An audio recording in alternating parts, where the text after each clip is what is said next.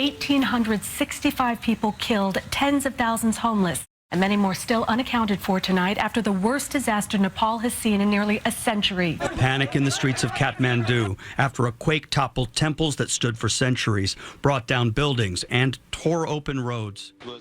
I'd never seen anything like what I saw in Nepal. The extent to which buildings were just gone, some of the oldest monuments and heritage sites in the world.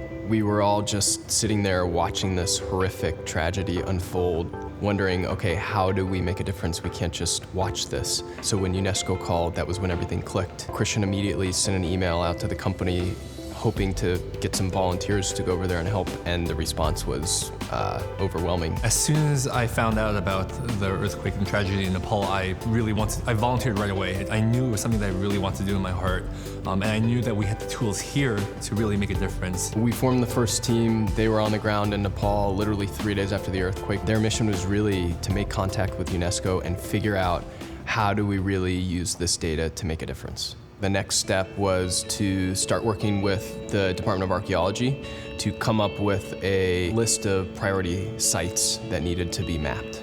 There were a lot of reasons why we had to do these specific sites. Some of it had to do with their cultural value, some of it had to do with the amount of damage that they had sustained, and then it also had to do with the topography because they were in low-lying areas where they were particularly susceptible to flooding that was about to start occurring because of the monsoon season.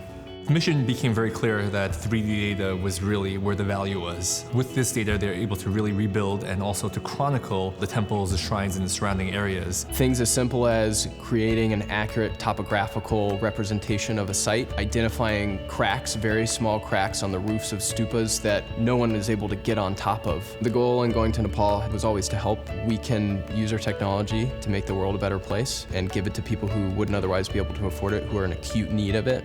Let's do it.